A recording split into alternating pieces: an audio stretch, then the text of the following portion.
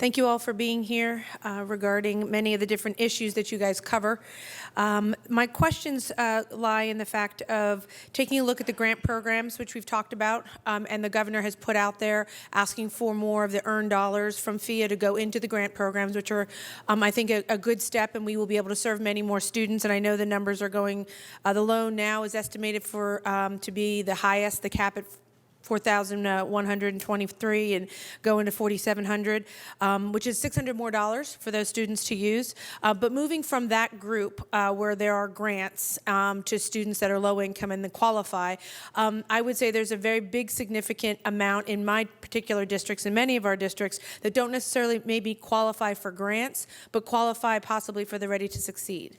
And I think that that is a big underrepresented or talked about group of folks trying to put their kids through college. They don't make enough to write the check. They don't make enough to qualify for grants, but they do make possibly enough to deal with the Ready to Succeed. We have an increase. Can you talk about how many more students will be served by that increase?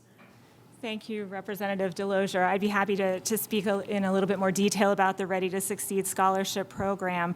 As you're aware, this is a program that was created in 2014 to assist middle-income students and mitigate student loan indebtedness, and it's been a successful program in providing awards to high-achieving students whose annual family income does not exceed $110,000. Now, since the program was created, it was initially receiving an annual appropriation of $5 million per year through 18-19. That was increased for this current academic year to about $5.5 million.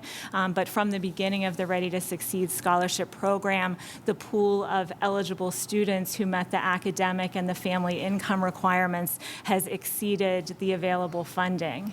And so PHEAA's board did vote this fall to request $15 million in appropriation to the program for 2020-21 in the hopes of having sufficient funding to fully fund every eligible student. And with the governor's recommended budget and the $14.55 million recommendation for the Ready to Succeed Scholarship Program, we're anticipating, based on current program demand, that that would fund all of the eligible students. Okay. So in terms of the head count, I think that you had asked about, for the current year, for example, we have 3,550 recipients, but there is another 3,350 students who would be eligible but have been unfunded due to the appropriation level at this time. Okay, thank you very much. Because I think that, and you'll hear probably that from more, is the debt that kids come out of school with. And to go to my next question, that's one of the issues that I know PHEAA has driven to try to attack again for many, many years, over 10, I believe it is. They were not in the loan business. They were in the servicing business, and then they've evolved back into the loan business of looking at low interest loans and trying to be competitive, because we can be more competitive than possibly some of the ones that were open for students to have low interest loans. So my question is, how many students would you think will be served by that particular program, or a guesstimation, because I know it's still new, and also the issues of that also come into play, because a lot of our dollars that are earned by PHEAA go back into grant programs, as we mentioned, and other programs that serve our students, and we've had a lot of difficulty with the federal government and the strings attached to a lot of what they've been requesting of us. So can you talk about the loan program, what it would serve, as well as the difficulty that we've had in navigating some of the federal issues that we have in front of us? Thank you, Representative Delozier. Yes, one of the most exciting things that PHEAA has done in a long time was to launch our own mission-based loan program. And as Representative Delozier alluded, PHEAA had not dispersed a loan in about a dozen years. And if you think about it, that's one of the core reasons PHEAA was initially created in the early 1960s, was to finance education at affordable rates.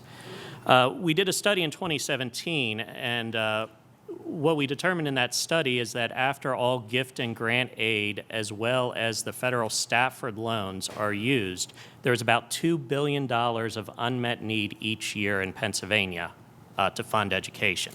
So those were $2 billion that students were either borrowing through the Federal Plus program, which usually pulled their parents in because the loans are actually to the parents, and the Plus loan rates are typically north of 7% and come with a 4.25% origination fee, or they were going to other private sector participants, which typically had interest rates that, somewhere approaching 9%. In fact, there's a Lend EDU study that cites the average rate of a private loan around 9%.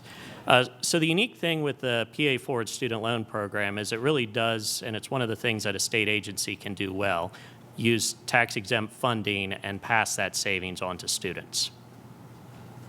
Okay, thank you. I see my time is up. Thank you very much.